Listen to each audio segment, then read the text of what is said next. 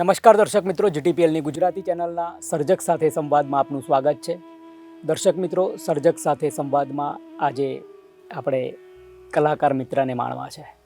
દર્શક મિત્રો, સર્જકમાં આપણે કવિ, લેખકો, મ્યુઝિક કમ્પોઝરો, મ્યુઝિક કલાકારો, ગાયક કલાકારો, શિલ્પકારો, જૂની રંગભૂમિના કલાકારો, થિયેટરના કલાકારો, મૂવીમાં કામ કરતા, આમ અનેક રીતે સર્જકને આપણે અનોખી પરંપરામાં સર્જકને ઉજવ્યો છે.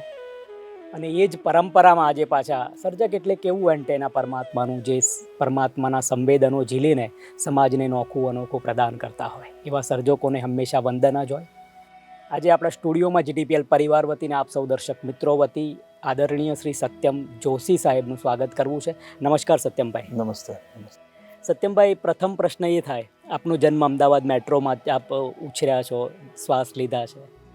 સત્યમભાઈ, પ્રાથમિક શિક્ષણ ક્યાં લીધું, કઈ સ્કૂલમાં લીધું, માધ્યમિક ક્યાં લીધું અને ઉચ્ચ શિક્ષણ ક્યાં સુધી ભણ્યા છો આપ? સાહેબ, હું કહું તો પહેલેથી જ હું ગુજરાતી મીડિયમમાં ભણેલો અને દિયાન બલ્લુભાઈ પ્રાથમિક શાળા પાલડી રાજનગર ખાતે જ મારો અભ્યાસ શરૂ થયેલો અને બાળ મંદિરથી લઈને 12મા સુધીની સંપૂર્ણ અભ્યાસ એક જ સ્કૂલમાં કરેલો છે, દિવાન બલ્લુભાઈમાં. પછી ઉચ્ચ શિક્ષણ ક્યાં લીધું આપે? કોલેજમાં? ઉચ્ચ શિક્ષણ મેં છે ને ડ્રામા ફિલ્ડમાં જવું હતું એટલે પહેલાં મેં બીકોમ કર્યું અને બીકોમ મેં HA કોલેજ ઓફ કોમર્સમાં કર્યું અને ત્યાર પછી મને એમ થયું કે મારે ડ્રામામાં આગળ થોડુંક વધવું છે અને થોડું ડિટેલમાં અભ્યાસ કરવો છે.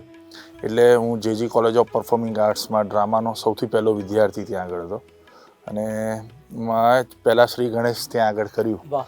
અને એ વખતે અમારા ગુરુ ડાયનાબેન રાવલ સાથે એમની જોડે મેં નાટ્યનું કામ શરૂ કર્યું.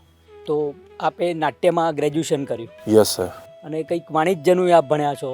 હા, કોમર્સનું પણ મેં પહેલાં મેં કોમર્સ પૂરું કર્યું, પછી હું બેચલર ડિગ્રી કરવા ગયો.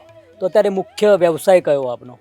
અત્યારે મુખ્ય વ્યવસાય સાચું કહું તો નાટક એક મારી હોબી રહી છે, પણ આર્થિક બાબતોને જો આપણે ધ્યાનમાં લઈએ ને તો સાથે બીજું કંઈક કરવું જરૂરી લાગે છે. ખાલી રંગભૂમિ ઉપર સર્વાઈવ થવું થોડું અઘરું હોય છે. એટલે મેં મારા ફેમિલીમાં અમે 3 પેઢીઓ એ વકીલાતના વ્યવસાયમાં જોડાયેલા છીએ. અને એ વકીલાતના વ્યવસાયમાં જ મેં પણ પછી આ ડિગ્રી લીધા પછી મેં લો કર્યું LS શાહમાંથી અને પછી હું વ્યવસાય તરીકે વકીલાતનો વ્યવસાય કરું છું. અને દાદા હતા અરવિંદ દાદા, પછી શરદભાઈ એમના પુત્ર અને અત્યારે હું અને પછી મારી વાઈફ, અમે બધા ચાકુ કુટુંબ એ વકીલાત સાથે જોડાયેલ. ક્યાં વાત હે! એટલે તમે કાયદાના સ્નાતક થયા પછી વકીલાતનો ધંધો સ્વીકારો ને એક બાજુ રંગભૂમિમાં કામ કરવામાં આપણે આપણો સ્વમાન સચવાય. હા, કારણ કે આર્થિક બાબતો ખૂબ જરૂરી હોય છે સાહેબ. અને રંગભૂમિ છે ને એ એક એવો તાકાત છે, એની તાસીર છે રંગભૂમિની, કે તમે એકવાર એમાં જોડાઈ જાઓ ને પછી તમને એ છૂટતી નથી સાહેબ. એ તમારા રગે રગમાં, લોહીમાં તમને એ સતત પુકાર કરતી જ રહે કે ભાઈ આજે શો કરવો જ છે, આજે શો કરવો છે. એટલે સવારે ઓફિસ પતાવી દઈએ અને સાંજે શો કરીએ, સવારે પાછા ઓફિસમાં જોઈન થઈ જઈએ. એટલે નાટક મને બહુ જ અનુકૂળ આવે છે કામ કરવા માટે, રિહર્સલ માટે, કારણ કે રિહર્સલ પણ બધા સાંજના હોય એટલે ઓફિસ અવર્સ પછી હું એમાં જઈ શકું અને પૂરું ડેડિકેશનથી કામ આપી શકું એનામાં. અને તાજગી અનુભવાય, કારણ કે આપણા શોખનું કામ થાય. 100% પંડ્યા સાહેબ. હા, કાયદાની કોર્ટમાં તો ઘણું બધું ખરું ખોટું જોવાનું હોય છે. હા, અને એ સાંભળવાનું હોય છે, આપણે ઇન્વોલ્વ થઈએ કે ના થઈએ, પણ એ ત્યાં જાવ એટલે થઈ જવાય. સત્યમભાઈ, બીજી વાત એ કરવી છે કે પ્રથમ નાટક તમે કયું કર્યું અને એમાં પેશન કેવું હતું, કઈ સાલમાં કર્યું, કેવી મજા આવી હતી? સાહેબ, સૌથી પહેલાં નાટકની જે શરૂઆત કહું ને મારી, તો એમાં એવું થયું હતું કે સ્કૂલમાં એકાંકી નાટકો થતી હતી નાના અને ઓલી વેશભૂષાના કાર્યક્રમો થાય. તો નાટક એ વખતે જગડુશા કરીને નાટક હતું, એ કરવાનું હતું. અને આ બહુ સત્ય વાત કરું છું અત્યારે આપની સામે. તો એ નાટકમાં મારે રોલ કરવો હતો. મને બહુ જ આમ ગમે કે ના, મારે આ નાટક કરવું છે. પણ હવે શું હોય કે એ વખતે એ વસ્તુ જોવાતી હતી કે કયો વિદ્યાર્થી હોશિયાર છે, થોડો દેખાવડો છે, એને મેઇન રોલ મળે. વાહ. સ્કૂલોમાં તો ઓબ્વિયસલી એ રીતે જ સિલેક્શન થતા હોય ને પરફોર્મન્સને એક તો ખ્યાલ જ ના હોય. અને હું વાત કરું છું 4-5મા ધોરણની. બરાબર. હવે 5મા ધોરણનો વિદ્યાર્થી હોય એટલે એને શું ખબર હોય કે એક્ટિંગ શું છે શું નહીં, પણ મજા આવે કે આવું કંઈક કરવું છે. આ મજા આવે છે. રંગભૂમિ પર આપણે જઈએ સ્ટેજ ઉપર અને બધા બેઠા હોય અને તાલીઓ પાડે, એ પહેલેથી એક હતું કે આવું કંઈક આપણે કંઈક કરીએ. તો એમાં ઝઘડુસામાં એક નાનું પાત્ર મને મળ્યું, બહુ મહેનત કરી ત્યારે. એક પંખો નાખવાનો, પાછળ રાજા હોય 2 જણા સૈનિકો ઊભા હોય ભાલા લઈ, પછી રાજા ઝઘડુસા આવી રહ્યા છે પોકાર કરવાની, અને આવું એક નાનું જ પાત્ર મળ્યું. ત્યારે એમ થયું કે યાર આ બહુ નાનું પાત્ર છે, આવું ના, મને કંઈક વધારે કંઈક કરવું છે. થોડું થોડું પ્રેક્ટિસ કરતા હતા. પછી વેશભૂષાઓમાં ને એ બધામાં ભાગ લેતા હતા. પછી છે ને અમારી HA કોલેજ કોમર્સ, એમાં બહુ સરસ એ વખતનો દોર હતો અને અત્યારે પણ છે જ. INT કોમ્પિટિશનો થતી હતી અને એમાં સૌથી પહેલું મારું આમ કહેવાય ને વ્યવસ્થિત લેવલનું કોઈક મેં નાટક અને વ્યવસ્થિત રોલ કર્યો હોય તો એમાં ફૂદડી કરીને એક નાટક હતું અને INTમાં વિજેતા હતું, 3જા નંબર ઉપર એવી રીતે હતું. અને એમાં મને એક રોલ મળ્યો હતો. અને રોલ માટે પણ એવું હતું કે હું છે ને કોલેજમાં રિસર્ચનો એટલી બધી પડાપડી હતી ને બધા મોટા મોટા સિનિયરો આગળ સ્ટેજ ઉપર પરફોર્મન્સ આપતા હોય ને આપણે જોવાના. હું રેગ્યુલર જોવા જતો હતો કે ના આ લોકો કામ કરે છે ને મારે જોવું છે. અને એ જોવા જતો હતો એટલે હું ત્યાં બેસતો હતો અને ખૂણામાં બેસીને બધું ઓબ્ઝર્વ કરતો હતો કઈ રીતે નાટક થાય છે. એકચ્યુઅલ થિયેટર, કોમર્શિયલ થિયેટર જે કહેવાય, એટલે કે કોમર્શિયલ એટલે હું એ રીતે કરું છું કે પ્રોફેશનલી થિયેટર, કોમર્શિયલ કરતાં પ્રોફેશનલી. તો એ ત્યાં આગળ મને ટ્રેનિંગ મળી અને ત્યાંથી મને રસ લાગ્યો કે ના આ મારે કરવું છે. અને એ નાટકમાં હું ત્યાં બેઠો હતો અને પછી અચાનક જ 2 દિવસ પહેલાં એક કલાકારનું કંઈક માદા થવું અને રિપ્લેસમેન્ટ હતું. ત્યાં રેગ્યુલર જોવા જતો હતો એટલે મને બધાના ઘણા ખરાના ડાયલોગ્સ ને બધું યાદ રહી ગયું હતું. પછી એ નાનું એક એન્ટ્રી હતી પણ સરસ હતી એક. તો મેં તો આ મારે કરવું છે. તો કે કરી લઈશ? મેં તો હા કરી લઈશ સાહેબ. તો તરત મને ત્યાં આગળ બોલાયો અને એ રોલ કરવા મળ્યો અને એ પહેલું ભજવાયું અને એ ઠાકોરભાઈ દેસાઈ હોલમાં હતો એનો ફાઇનલ શો અને ત્યાં અમે વિજેતા થયા. પણ એ વખતથી બસ મગજમાં એલી કિક વાગી ગઈ હતી કે હવે આનામાં કંઈક આગળ વધવું છે, કંઈક ગમે તે થાય. કુલ કેટલા નાટકો થયા ફૂલ લેન્થ? અને મેં ઘણા બધા નાટકો કર્યા છે. એકચ્યુઅલમાં જ્યારે અમે ભણતા હતા bachelor of performing arts theatre, ત્યારે અમે લંડનમાં પણ એક આદિ શંકરાચાર્ય કરીને ડાન્સ બેલે થિયેટર કર્યું હતું. એનામાં પણ એવું હતું કે અમે લંડનમાં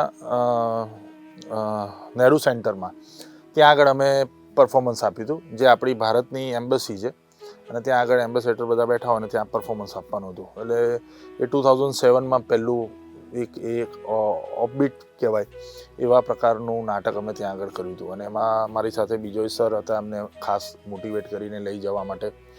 ડાયનાબેન હતા, બીજા મને શિક્ષક. તે અંગ્રેજીમાં હતું આ નાટક સાહેબ, એટલે મારે આપણે ગુજરાતી મીડિયમના ભણેલા ને એટલે અંગ્રેજીથી આમ પણ થોડોક ડર લાગે આપણને.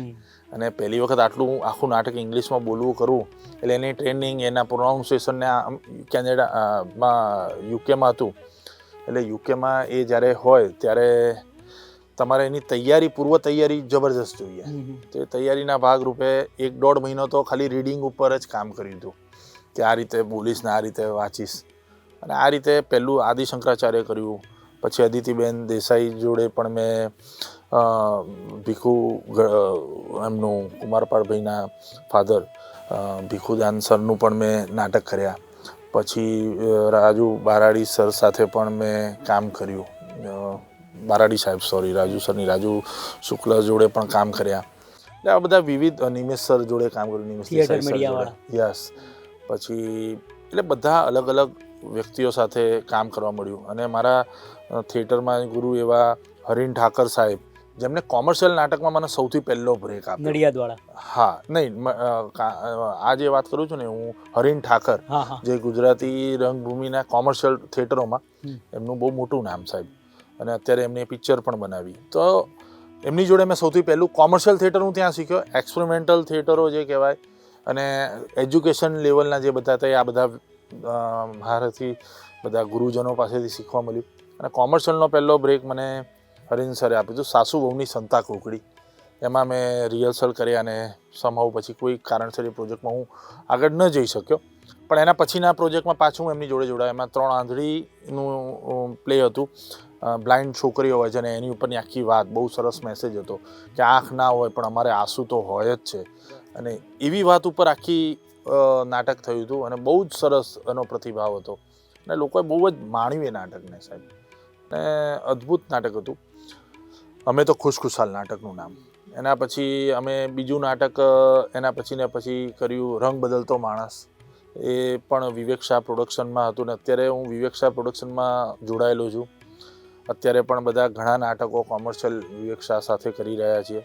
બહુ મજા આવે છે આવા નાટકો કરવાની. ત્યાર પછી અમારું બીજું એક નાટક આવ્યું લગ્ન કર્યા ને લોચા પડ્યા, જે ખૂબ જ ચાલ્યું. 300થી ઉપર વધારે શો થઈ ગયા છે એના તો, અને અત્યારે પણ અવિરત ચાલુ જ છે. તો એવા રાઇટર અમારા ઋષિકેશભાઈ અને સંદીપભાઈ, દિગ્દર્શક નિશિત બ્રહ્મભટ્ટ અને પ્રોડ્યુસર વિવેક શાહ. આ બધાની જોડે બહુ મિત્ર થઈ ગયા અને બહુ જ કામ કરવાની મજા આવે છે. અને આજે અવિરત એના શો ચાલુ ને ચાલુ જ છે. ત્યારબાદ એમનું નવું નાટક આવ્યું વિદેશી વહુ તને શું કહું. એ અત્યારે પણ પ્રેઝન્ટલી ચાલુ છે અને આવતા મહિને પણ એના જાહેર પ્રયોગો થવાના છે અમદાવાદમાં. અને એવા આ બધા કોન્સ્ટન્ટ પ્રક્રિયાઓ ચાલુ છે. કોઈક ને કોઈક નાટકોમાં સંકળાયેલા રહીએ છીએ અને નાટકો માણીએ છીએ અને મજા કરાવીએ લોકોને. અમે બી મજા કરીએ, ઓડિયન્સને મજા કરાવીએ. પછી મૂવીમાં કામ કરો છો આપે, કેટલી ગુજરાતી અર્બન મૂવીમાં કામ કર્યું આપે? હા સાહેબ, મેં ગુજરાતી અર્બન ફિલ્મોમાં કામ કર્યું. એમાં એક 53મું પાનું કરીને છે, ભાવેશ ભટ્ટની ફિલ્મ હતી અને પ્રોડ્યુસર એ હતા અને ડિરેક્ટર કર્તવ્ય શાહ હતા એમાં સૌથી પહેલો ચાન્સ મને એમને આપ્યો હતો એ ફિલ્મમાં. બહુ અદ્ભુત મૂવી હતી, પણ એમાં એક સરસ કલ્પિતનો એક રોલ હતો, એ કરવાનો ચાન્સ મળ્યો. પછી આવી 4 ફેરાનું ચગડોળ.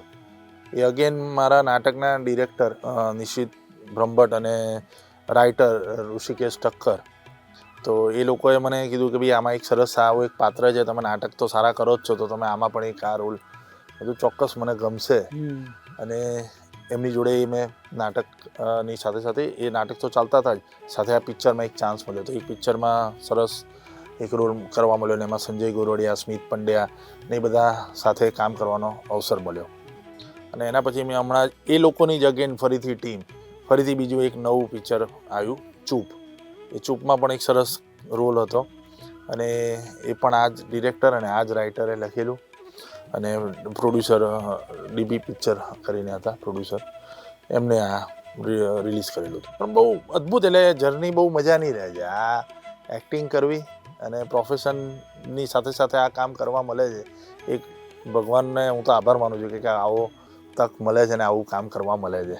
જોશી સાહેબ, બીજો પ્રશ્ન એ કરવો છે કે બધા કાયદાની પેઢી 3 પેઢીથી, દાદા, પપ્પા, તમારા વાઈફ પણ કાયદા સાથે, તમને એકલાનો જ નાટકનો શોખ કે ઘરમાં બીજા બધાને આ કલા પ્રત્યે રુચિ?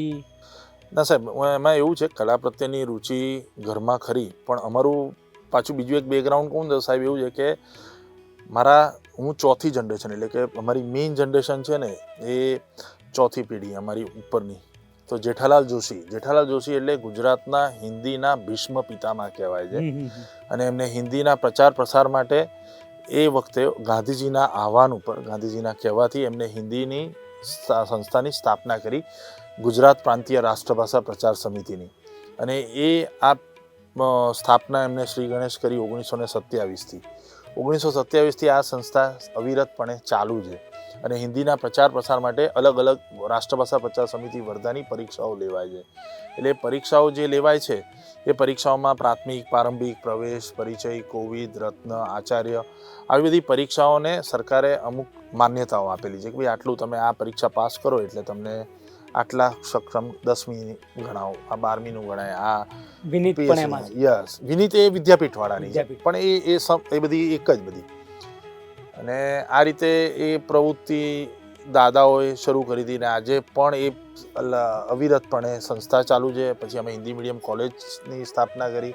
ગુજરાતની સૌથી પહેલી હિન્દી મીડિયમ કોલેજ એ દાદાએ શરૂ કરી કે ભાઈ ગુજરાતમાં BCom અને BA હિન્દી મીડિયમથી થાય એવું કોઈ કોલેજ હતી નહીં, એટલે એની શરૂઆત દાદાએ કરી. પછી 75 વર્ષથી સાહેબ ગુજરાતી સ્ટેટમાં, ગુજરાતમાં રાજ્યમાં હિન્દી પત્રિકા ચલાવી, જે અત્યારે ગુજરાતમાં પણ ગુજરાતી પત્રિકાઓ ચાલુ થઈને બંધ થઈ જાય છે.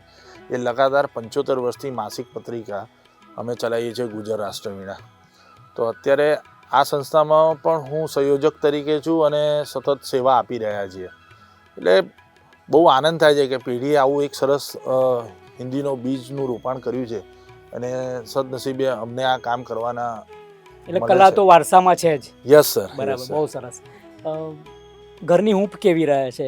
તમે નાટકમાં રાત્રે પાછા વ્યવસાય વકીલાત 3-4 વાગ્યા સુધી કોર્ટ, પછી પાછા નાટકના રિહર્સલમાં રાત્રે મોડે આવો. ઘરની હૂંફ કેવી? કોણ કોણ છે? બાળકો કેટલા છે? તમારા ધર્મપત્નીનું નામ શું છે? મારી વાઈફ જિગીશા અને અમારે એક જ સન છે. એટલે આમાં સાચું કહું ને, આટલું બધું કામ તમે જ્યારે સમાજ માટે અને આપણા પોતાના માટે જ્યારે કરતા હોય ત્યારે ચોક્કસ એમ કહું કે સમયનો અભાવ રહે છે જ, એમાં કોઈ શંકા નથી. પણ મને મજા આવે છે ને ફેમિલીનો સપોર્ટ છે ત્યારે જ આટલા કામો શક્ય બને છે સાહેબ. એમના વગર આ શક્ય થાય પણ નહીં. ઘણા એવા સોશિયલ ફંક્શનો, લગ્ન હોય છે કે બહાર કશે જવાનું હોય છે, કેટલાય મહિનાઓ સુધી, દિવસો સુધી નથી જઈ શકતા હોતા. પણ મને મારા કામ જે મને ગમે છે એ મને કરવા દે છે. એમાં પરિવારનો સંપૂર્ણ સહયોગ છે, પિતાજીનો, માતાજીનો અને બધાનો સહયોગ છે ત્યારે જ આ સરસ આવું કામ કરી શકીએ. જમવાનું શું ભાવે છે? જમવાનું આમ તો બધું જ ભાવે છે. ગુજરાતી ખાવાનું વધારે ભાવે, બાકી રૂટીન આપણે જે ખાતા હોઈએ એ જ ખાઈએ છીએ. ફરવા જવાનું કીધું હોય તો? ફરવા જવાનું ગમે, ચોક્કસ ગમે, પણ સમયની અનુકૂળતાઓ, નાટકોના શોની ડેટ્સ, પિક્ચરોનું કંઈ કામ હોય, વકીલાતના વ્યવસાયમાં બધી તારીખો ને બધું સાચવવાનું બેનના હોય. કેવા મેણા સાંભળવા પડે? આ તમે બહુ સાચી વાત કીધી. એટલે ઘણી વખતે એવું થાય કે પ્રસંગ હોય ને તો એને એકલા જ જવું પડે, મારી હાજરી હોય જ નહીં એમ. સોશિયલી બહુ ડિટેચ રહીએ છીએ એ બાબતોમાં. એટલે ઠપકા તો તમે સમજી જ ગયા છો કે પડે જ છે. કલાકાર બધા સમજતા હોય છે, રવિવારે આપણો કોઈ ઘરે હોતા યસ નથી. યસ યસ બિલકુલ બિલકુલ. બીજી વાત એ પૂછવી છે કે ભવિષ્યનો શું પ્લાન છે આ નાટકની કારકિર્દીમાં? વકીલાતમાં તો છો જ, હા, ના ભવિષ્યમાં સંસ્થા સાથે જોડાયેલા છો. યસ. શું કામ કરવું છે ભવિષ્યમાં? શું ના, બસ મગજમાં? આ ત્રણેયનો ત્રિવેણી સંગમને લઈને જ મારે કામ કરતા રહેવું છે. વકીલાત તો મારા વ્યવસાયિક છે, એટલે આ જીવન, આ જીવિકા, મારી બ્રેડ બટર જે છે એ તો વકીલાત જ છે. બીજી વસ્તુ છે કે હિન્દીની સેવા એ પણ એક મારે કરવી જ છે, કારણ કે પરંપરાગત વારસામાં Passion છે મળેલી છે. આપણું, અને મારો પોતાનો હોબી અને શોખ જે છે એ નાટક છે, એટલે એના વગર તો હું વિચારી જ ના શકું. એટલે જ્યારે પણ જે પણ નાટક મને મળશે હું ચોક્કસ એમાં ઝંપલાવી જ દઈશ. કદાચ પિક્ચર 2 ઓછી થશે તો મને ચાલશે, પણ નાટકને હું વળગી રહીશ, કારણ કે નાટક એવું છે ને, લાઈવ છે સાહેબ. અને એની જે મજા છે, જે રિસ્પોન્સ જે છે એ મને અનેરો જ છે. અને એ 3 કલાક મારા જ છે. એટલે સ્ટેજ ઉપર હું ગયા પછી મને કોઈ કટ નથી, કોઈ હું જે કરું એ ફૂલ એન્ડ ફાઇનલ. ઓલામાં તો કદાચ આપ જાણો છો કે પિક્ચરોમાં તો કટ થાય ને, એડિટ થાય ને, આપણો સીન સારો હોય છતાં પણ એની અમુક મર્યાદાઓ હોય તો કપાઈ જાય. ત્યાં આગળ તો પડદો ખુલ્યા પછી અમે જ રાજા. એટલે એનો ઓરા આખો થિયેટરનો જુદો છે સાહેબ. અને અમારા સૌમ્ય જોશીનું ગ્રીન રૂમમાં એક કાવ્ય સંગ્રહ હતો. મિત્ર છે સૌમ્ય જોશી, કવિ છે એ નાતે. હા, શનિ સભાના અમે જોડે જ કવિતા વાંચતા હતા ચીનુ કાકાના નિસરામાં. તો એટલે ગ્રીન રૂમમાં એમનો કાવ્ય સંગ્રહ. ગ્રીન રૂમમાં એવું નામ, કાંઈક પોતે નાટકનો જીવ, કવિતા પઠને નાટકીય ઢબે કરે, અદ્ભુત કલાકાર. એટલે એ નાતે તો નાટક સાથે મેં કામ કર્યું છે આકાશવાણીમાં. એટલે એના ત્યાં આખી ટ્રાન્સલેશન હિન્દીના કરીને આકાશવાણીમાં આપણે એના નાટકો કરેલા છે ગુજરાતીમાં. એટલે એ પણ કામ કર્યું છે. પણ વાત એ કરવી છે, તમને ગમતા નાટ્ય કલાકાર કોણ? ગમતા નાટ્ય કલાકારો તો ઘણા બધા છે. હવે એમાં એવું એકાદ બેનું નામ લઉં તો નહીં, પણ અત્યારની જો વાત કરીએ તો મને સૌમ્ય સરના નાટકો બહુ ગમે છે, ચોક્કસ ગમે છે અને મજા આવે છે. એમનામાં એક રૂવાટા ઊભા થઈ જાય. રાજુ બારોટ સરના પણ મને તો નાટકો એટલા ગમે છે, નિમેશ સરના પણ એટલા ગમતા હતા. એટલે દરેક કલાકારને જોવો, માણવો એની તો મજા જ હોય છે અને એમનામાંથી કંઈક ને કંઈક આપણને શીખવા મળે જ છે. ગમતા ફિમેલ ને મેલ કલાકારો મૂવીના? ગુજરાતી, હિન્દી મૂવીમાં તો બધા ઘણા છે, પણ અત્યારે યંગસ્ટરમાં જોઉં તો મને મલ્હાર ગમે છે. મજા આવે છે મલ્હાર ભાઈને જોવાની. એની કોમેડી સેન્સ, ટાઈમિંગ બહુ મજા આવે છે. યશને પણ ગમે છે જોવા. આર્જવને ગમે છે. આર્જવ જોડે તમે નાટકોમાં પણ કામ સાથે કરેલા છે, એટલે બધા સરસ છે. અને ફિમેલમાં વાત કરીએ તો ઈશા જોડે બી અમે નાટક બહુ પહેલાં કરેલું, ઈશા કંસારા જોડે. આજે હું 3 બ્લાઇન્ડવાળી જે મેં વાત કરીને એ વખતે અમે ઈશા કંસારા જોડે પણ કામ કરેલું. એટલે ઈશા બી બહુ જ પહેલે અમે ઓળખીએ વ્યક્તિગત, એટલે મને ખબર છે કે બહુ ટેલેન્ટેડ છે. એટલે ઈશા જોડે સરસ ગમે છે. જાનકી બોડીવાલા જે અત્યારે સરસ કામ કરી રહ્યા છે. બધા ઘણા કલાકારો છે. એટલે સર એક બેના નામ લઈશ તો બીજાને એમ થશે તમે અમારું નામ ના લીધું, પણ બધા જ નવી ટીમ જે આવી રહી છે ને સાહેબ, એ બહુ જ મજા કરાવી રહી છે. અને સૌરાષ્ટ્રના ફૂમતા અને ઘોડો ને બધું નીકળી ગયું છે. હા, કેવું લાગે છે આપણું ભવિષ્ય ગુજરાતી મૂવીનું? ના, ભવિષ્ય તો બહુ ઉજળું છે. અને એ નીકળ્યું છે એની સામે એ સારું છે કે એ નીકળ્યું છે. અને આપણે એનો કોઈ વિરોધ બી નથી. આપણે એની એક સમયની માંગ હતી અને એ પ્રમાણે એ વસ્તુ થતી હતી. આજે સમયની માંગ બદલાઈ છે, એ પ્રમાણે આપણો સપ્લાય પણ બદલાયા છે. અને હવે એ પ્રમાણેનું આપણે બોલિવૂડને સાઉથની ફિલ્મોને બધાને આપણે કમ્પેર કરીએ તો એના પ્રમાણમાં આપણું હવે સ્તર આખું અલગ લેવલ ઉપર જઈ રહ્યું છે. એટલે બહુ મજા આવે છે. પ્રોડક્શન વેલ્યુ વધી ગઈ છે સાહેબ.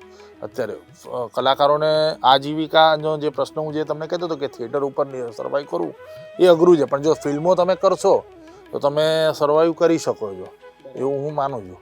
કે તમે કોન્સ્ટન્ટ એક પછી એક ફિલ્મો કર્યા કરો તો ચોક્કસ સર્વાઈવ થવાય. જે નાટકોમાં નથી પણ એ ફિલ્મોમાં શક્ય બન્યું છે. બરાબર. એટલે ફિલ્મ થકી કદાચ આર્થિક રીતે યસ સર, ડેફિનેટલી. અને સ્ટાન્ડર્ડ બહુ ઊંચું આવશે હવે. સંગીત બેકગ્રાઉન્ડ કોનું ગમે? સંગીતમાં તો ભાર્ગવ કેદારનું અત્યારે બહુ જબરદસ્ત ટ્રેન્ડ ચાલે છે, તો એમનું ગમે છે સાહેબનું. અને બધા મને સંગીતમાં બી આપણે સાહેબ કહીએ ને તો અત્યારે ગુજરાતી ફિલ્મોમાં સંગીતનું મહત્ત્વ બહુ જ વધી રહ્યું છે. એટલે સચિન જીગરથી લઈને તમે બધા જુઓ તો કેટલા બોલિવૂડમાં બી આપણા સિંગરો ત્યાં આગળ જઈ રહ્યા છે અને ત્યાંથી આપણે અહીંયા લાવી રહ્યા છે. એટલે આદાન પ્રદાન જે છે થઈ રહ્યું છે એ ખૂબ જ મજાનું છે. એટલે સાંભળવા ગમે, નવા શબ્દો, નવી પદ્ધતિથી, નવા ઇન્સ્ટ્રુમેન્ટ, એટલે ઘણું અપગ્રેડ વર્ઝન હવે થઈ રહ્યા. શરદ જોશીના દીકરાને શાનો શોખ છે? શું બનવાનો છે નાનકડો? આ બધાને કેવું છે અત્યારની નવી પેઢીઓને, અત્યારે તો જનરેશન યસ, એટલે એ બધાને મારો દીકરો છે ને એને વધારે શેફ બનવાનો બહુ શોખ છે. એટલે નવું કંઈક આર્ટ આવી રહી છે. હા, એક નવી આર્ટ આવી રહી છે એનામાં. એટલે એને ઘણી એક્સપ્લોર કરે છે, નવી નવી આઈટમો, નવી વસ્તુઓ બનાવી. અને એને ફ્યુચરમાં એવું છે કે મારે આનામાં કંઈક આગળ કંઈક કરીશું સરસ. જોઈએ, હજી તો નાના છે પણ સારું બનાવે છે. અત્યારે સારું બનાવીને અમને ખવડાવે છે, પીવડાવે છે. અને એને અત્યાર સુધીમાં 2-3 તો કુકિંગ ક્લાસીસ કરી નાખ્યા છે. ક્યાં વાત છે. હા, સરસ. અભિનંદન અને એમને શુભેચ્છાઓ. કોઈ પ્રશ્ન મારાથી ના પૂછાયો અને તમે પ્રકાશ પાડવા માંગતા હોય? ના, બસ મારે તો ખાસ ખાલી એટલું જ કહું કે GTPL આવા સરસ કાર્યક્રમોનું આયોજન કરી રહી છે. અને આપ જેવા અમારા જેવા નાટ્ય કલાકારોને અહીંયા બોલાવીને અમને જે પ્રોત્સાહિત કરો છો એના માટે પંડ્યા સાહેબ તમારો, સમગ્ર ટીમનો અને GTPLનો ખૂબ ખૂબ આભાર વ્યક્ત કરું છું. જોશી સાહેબ, આજના કલાકારોને આપનો સંદેશ. આજના તમે એક વાત તો કરી જ દીધી કે આર્થિક રીતે સર્વાઈવ ના કરી શકાય, એના માટે બ્રેડ અને બેટર માટે આપે વકીલાતનો વ્યવસાય સ્વીકાર્યો છે. તો આજના કલાકારોને આપના અનુભવનું ભાથું, શું કરવું શું ના કરવું? ના, ચોક્કસ જો થિયેટર કરવું જ જોઈએ. અને થિયેટર કરશો ને તો તમે કોઈ પણ ફિલ્ડમાં પાછા નહીં પડો, એ હું તમને કહું. કારણ કે તમને બેક સ્ટેજથી લઈ અને સ્ટેજ ઉપર સુધીની આખી જે જર્ની જે છે ને એ તમને બધી જ રીતે તૈયાર કરી દે છે સાહેબ. થિયેટર એક એવી જે ટોટલ વસ્તુ છે, એ એક વસ્તુ નથી કે ટોટલિટીમાં આવી જાય.